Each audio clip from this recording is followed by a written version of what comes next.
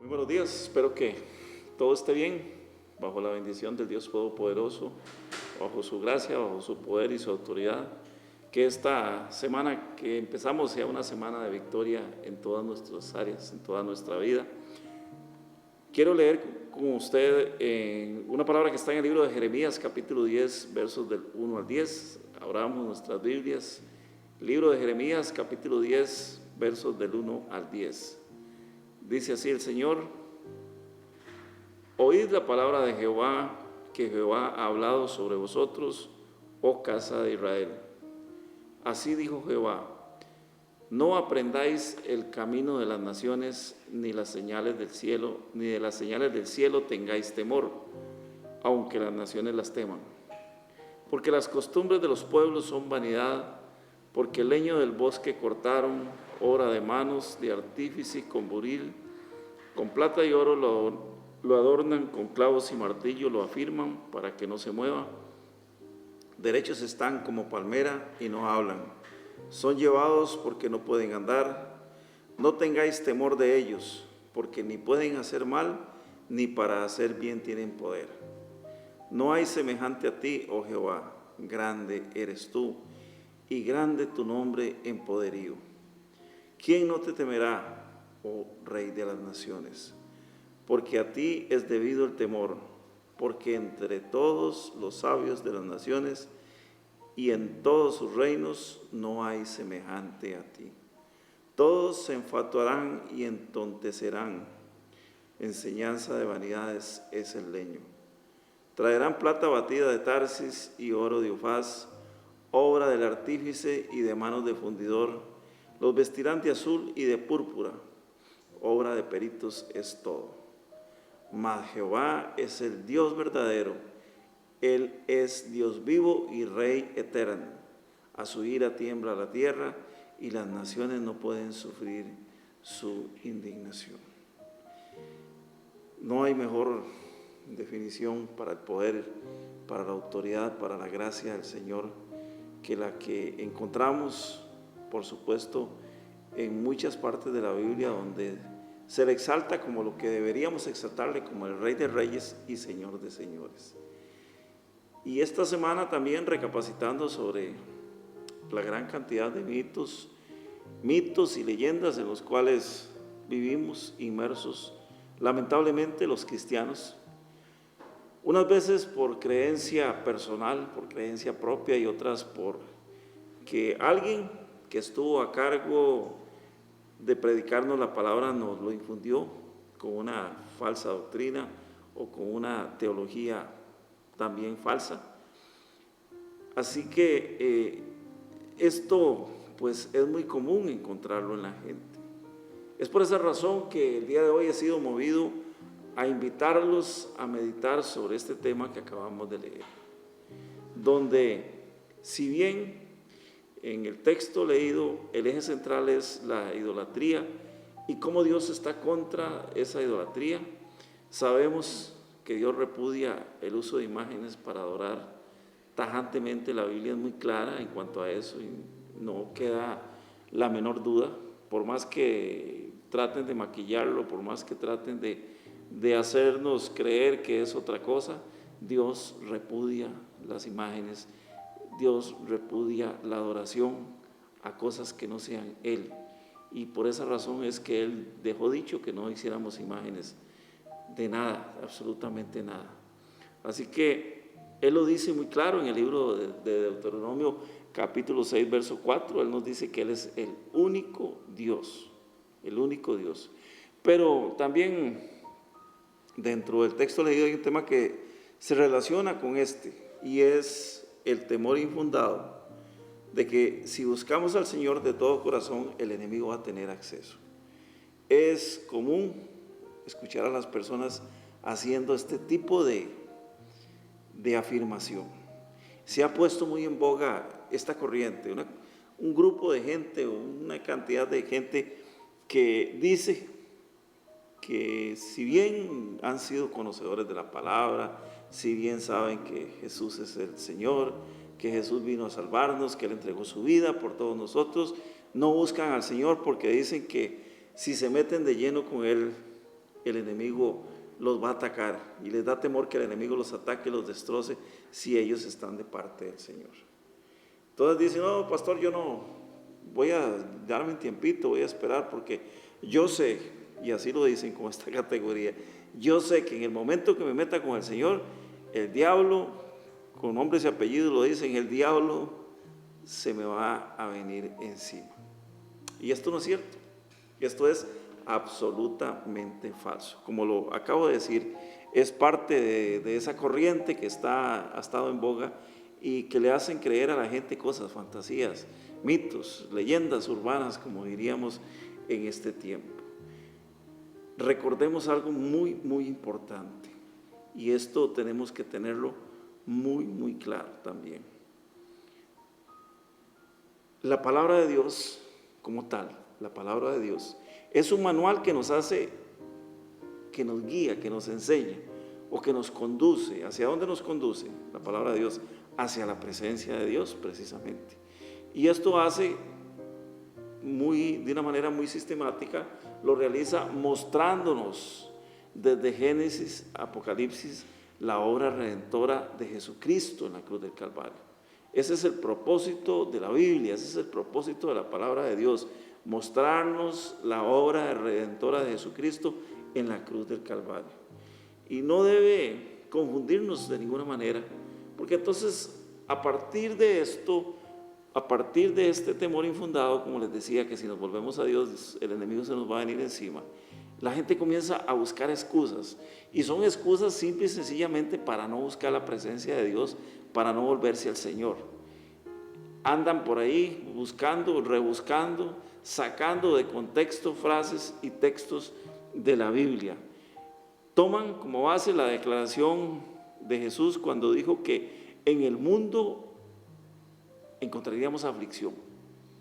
Eso lo encontramos en el Evangelio de San Juan, capítulo 16, verso 33. Y precisamente esta es una frase sacada de contexto. Es una frase que no tiene nada que ver con lo que la gente le otorga, con el contenido que la gente le endosa. Es una frase sacada de contexto. Lo que realmente Jesús dijo es más amplio y es más profundo. Por eso tenemos necesariamente que leer el verso completo. Dice el verso 33, ya lo dije, está en el Evangelio de San Juan, capítulo 16, verso 33, dice: estas cosas os he hablado, para que en mí tengáis paz. En el mundo tendréis aflicción, pero confiad, yo he vencido al mundo. Así que es muy fácil predicar con una porción de la misma frase, con una porción del mismo verso, porque la gente lo que hace es decir, mire, ve lo que dijo Jesús, en el mundo hallaréis aflicción. Pero no podemos, como les digo, descontextualizar esa frase, porque precisamente lo que el Señor nos quiso decir era una cosa totalmente diferente. Y lo vamos a desglosar despacito para que lo podamos entender. Número 1, cuando Él dice que nos ha hablado estas cosas para que tengamos paz en Él, se está refiriendo específicamente a que su palabra es la fuente de inspiración y la fuente de paz. A través del conocimiento de su palabra es que vamos a tener inspiración. Por eso dice, estas cosas os he hablado. ¿Qué nos ha hablado? Todo lo que Él nos habla a través de su palabra, todo lo que entendemos. Por eso ahora les decía que la Biblia es un manual muy hermoso que nos muestra la obra redentora de Jesucristo, y eso lo encontramos desde el libro de Génesis hasta el libro de Apocalipsis. La palabra es fuente de inspiración, la Biblia como tal es fuente de inspiración para los hijos de Dios, y como tal, como manual que es, debe llenar nuestros corazones de una manera abundante, para que lejos de ella, apartados de ella, fuera de ella, no tengamos necesidad de ninguna cosa. No deberíamos pensar, andar buscando nada fuera de la palabra de Dios. En la palabra de Dios estamos completos con lo que necesitamos, con la información que necesitamos buscar. Lo segundo que dice es, en el mundo tendremos aflicción. Y aquí es precisamente la frase que veníamos hablando, que la gente saca de contexto. Esta frase se refiere a que ninguna, óigalo bien, ninguna de las cosas del mundo nos van a llenar. En el mundo tendremos aflicción porque por más cosas que tengamos, nunca nos vamos a llenar. Lo vemos a diario, la persona que tiene dinero quiere tener más dinero, la persona que tiene fama quiere ser más famoso, la persona que tiene un empleo quiere otro empleo mejor. Nunca nada de las cosas del mundo nos van a llenar, por más que lo intentemos. Todo lo que está fuera de control de Dios en nuestras vidas nunca va a producir una llenura total, sino que va a ser un periodo momentario de llenura momentaria, un periodo de éxtasis en el cual nos vamos a sumergir, pero pronto, una vez pasada esa euforia, una vez pasada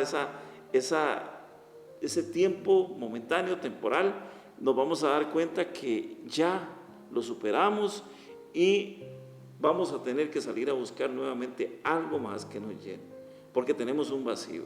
El ser humano, decía un pastor que nos predicaba hace muchos años, y esta frase se me ha quedado muy grabada y yo la uso porque me gusta mucho.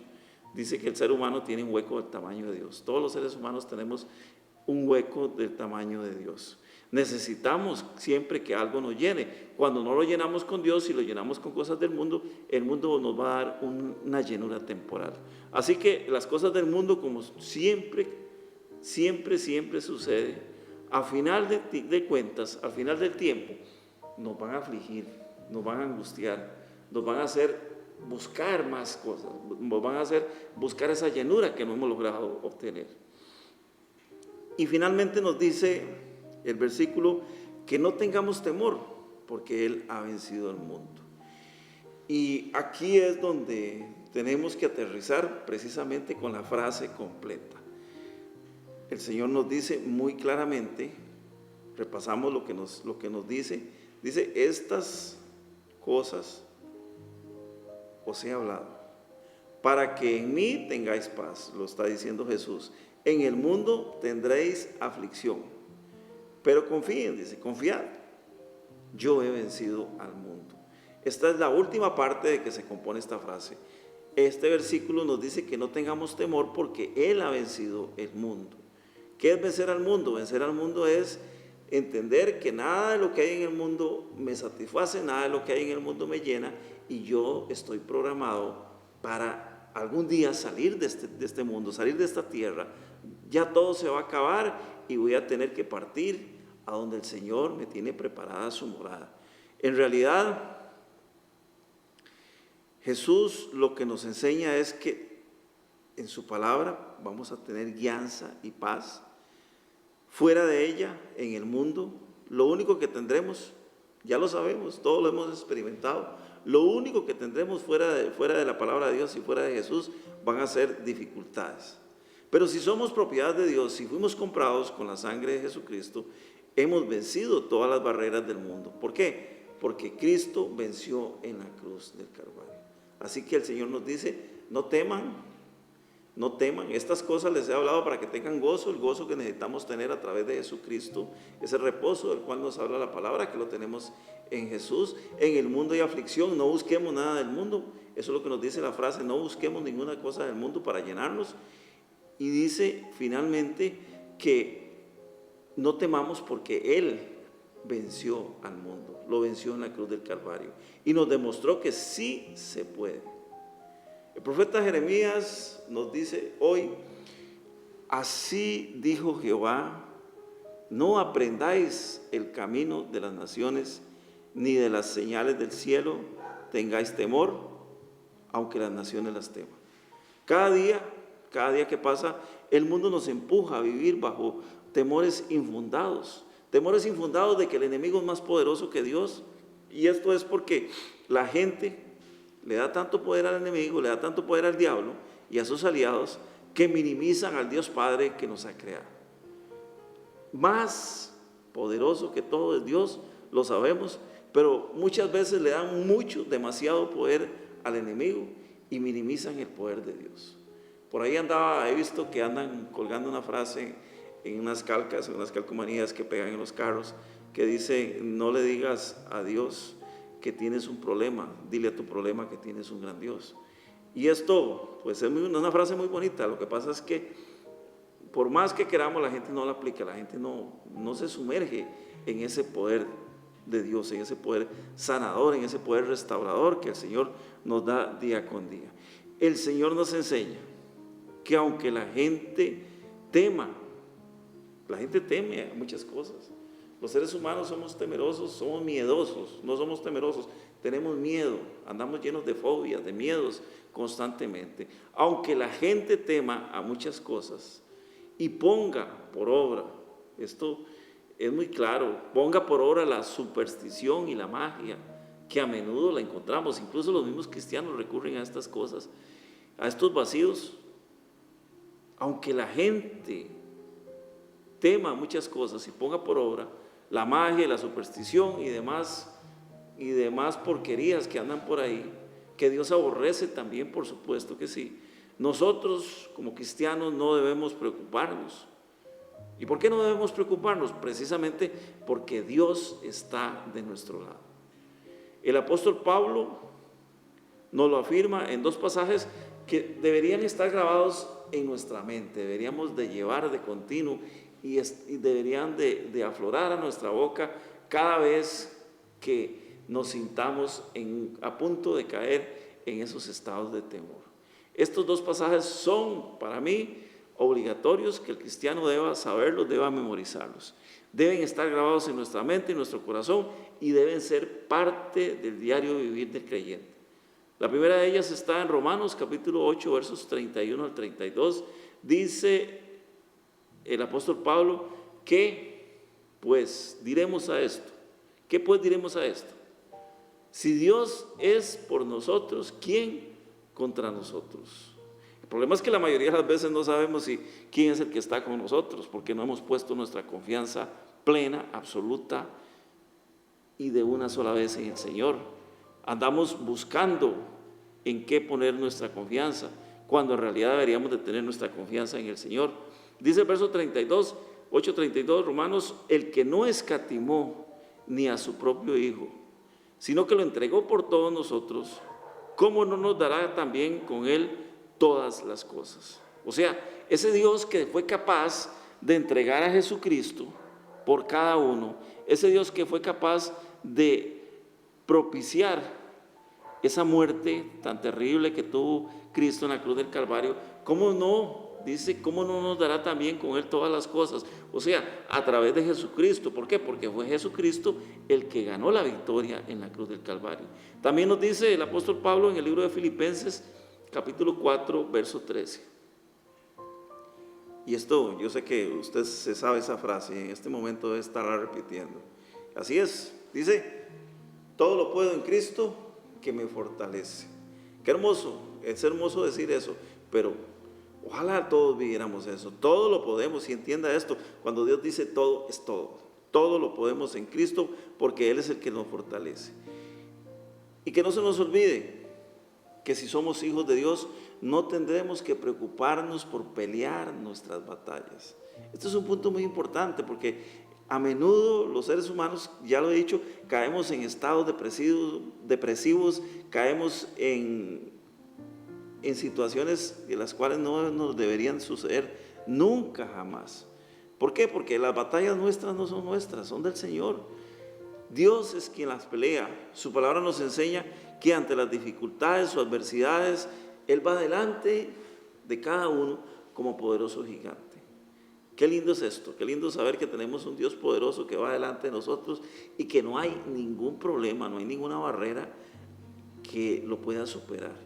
Esto es un principio muy bello, muy hermoso, que lo conocía muy bien David, posteriormente el rey David, el segundo rey de Israel, en la historia de Israel.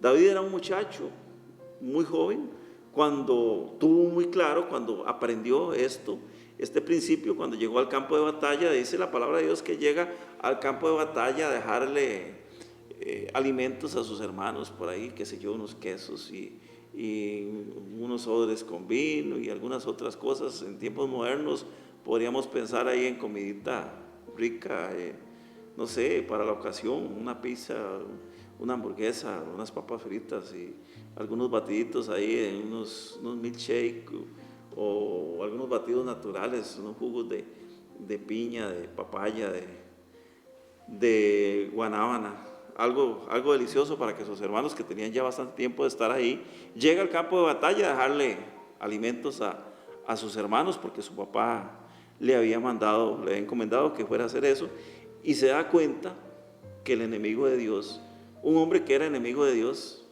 ese hombre se llamaba Goliat. Goliat los estaba molestando, les estaba diciendo cosas terribles, cosas que tenían asustado a todo el campamento, a todo el ejército. Estamos hablando de que ellos eran hombres de guerra, estaban acostumbrados a pelear, estaban acostumbrados a ir a las batallas, al campo. Las batallas se peleaban cuerpo a cuerpo, espada contra espada, y ellos estaban dispuestos a ir a pelear las batallas. Goliat era un gigante que era enemigo del pueblo de Israel. Pueblo, por supuesto, ya lo sabemos quién era el pueblo de Israel, era el pueblo escogido por Dios. Y con este pasaje, que es muy icónico, es muy hermoso, nos debe quedar absolutamente claro que todo aquel que se constituya enemigo del pueblo de Dios, se constituye también enemigo de Dios. Repito, todo aquel que se quiera constituir enemigo del pueblo de Dios, va a ser enemigo de Dios. Cuando David, como repito, era un muchacho, llega al campo de batalla y se da cuenta que aquel hombre llamado Goliat, aquel gigante filisteo que medía casi 3 metros de altura, durante 40, oiga bien, 40 largos días, había vociferado, había insultado, había maldecido, había denigrado al pueblo de Dios. O sea, en 40 días, mañana y tarde, esto suma 80 veces que Goliat había hecho eso delante del ejército de Israel, y todos los hombres del ejército de Israel temblaban. Pero dice en 1 Samuel capítulo 17 verso 26, primer libro de Samuel capítulo 17 verso 26, entonces David habló a los que estaban junto a él diciendo: ¿qué harán al hombre que venciere este filisteo y quitare el oprobio de Israel? Porque ¿quién es este filisteo incircunciso para que provoque a los escuadrones del Dios viviente? Hermosa declaración, y esto demuestra que David tenía muy claro quién era Dios para él.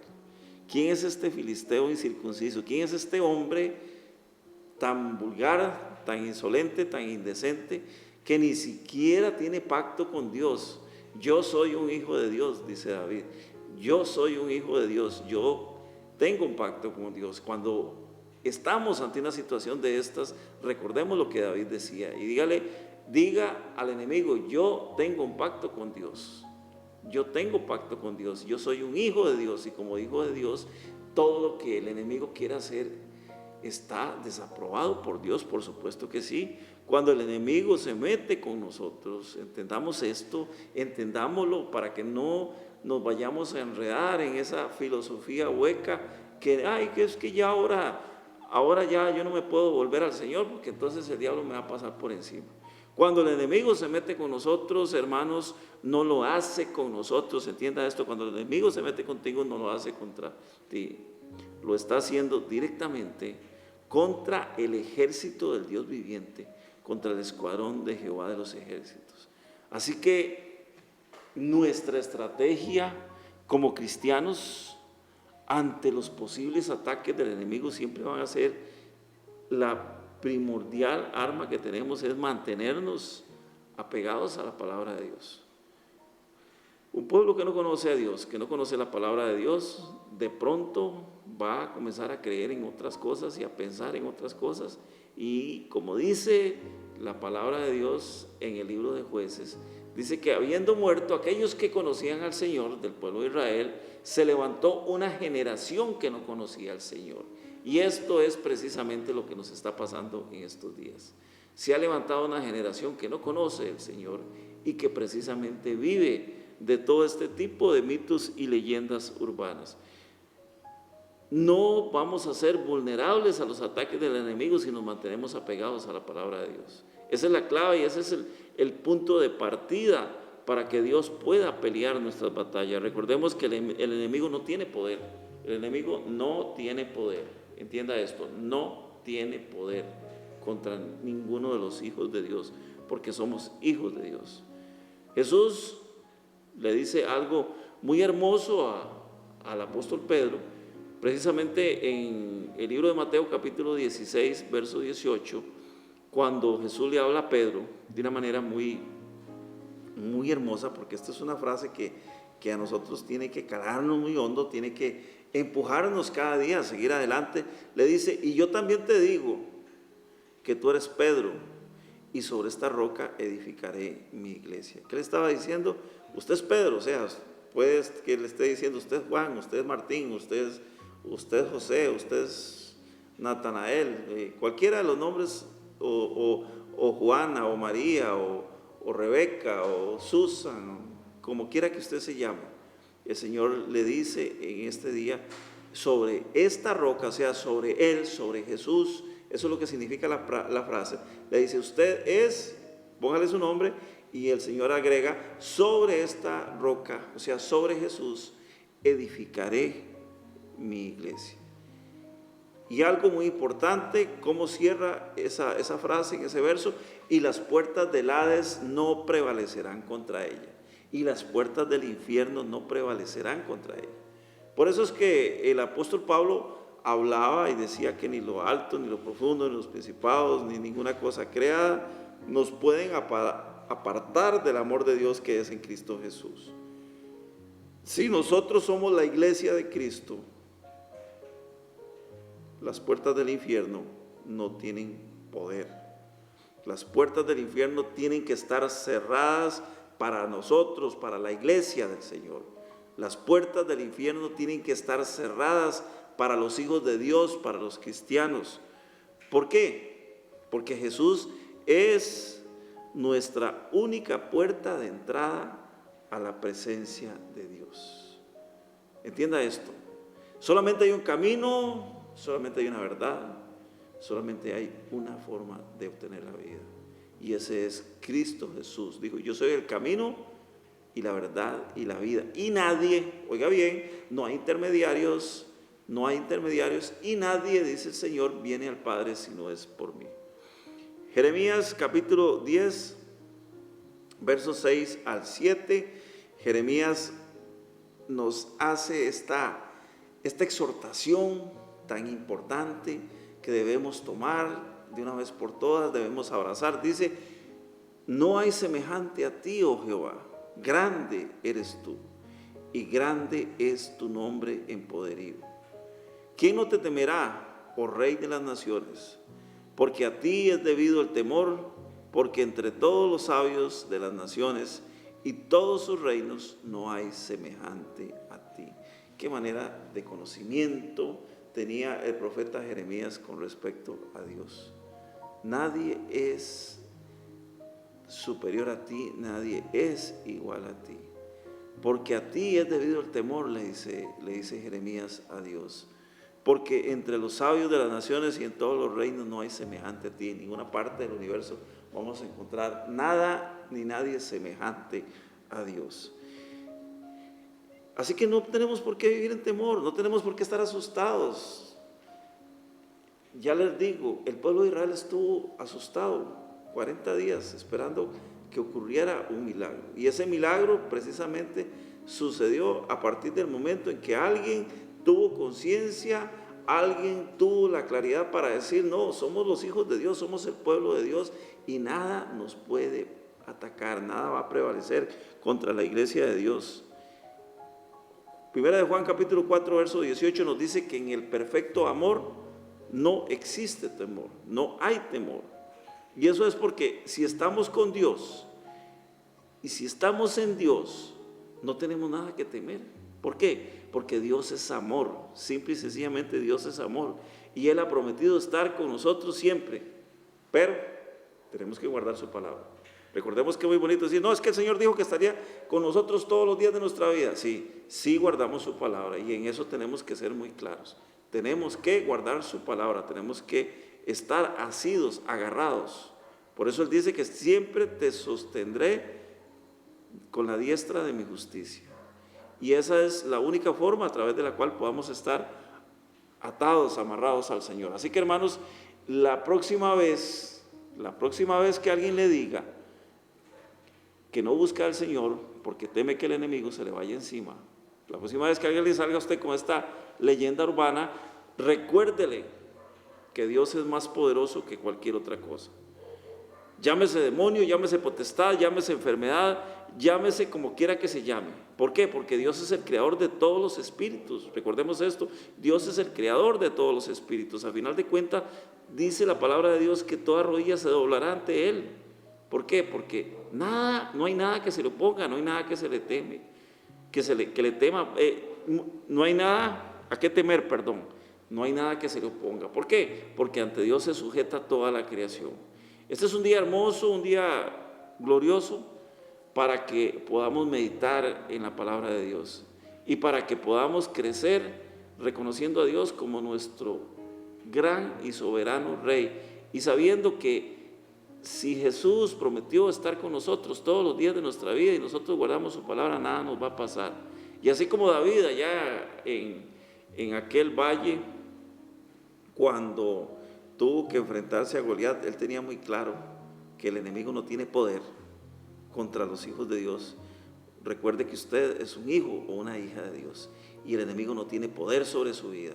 Nada más que manténgase firme y no le abra puertas al enemigo para que no pueda atacarlo.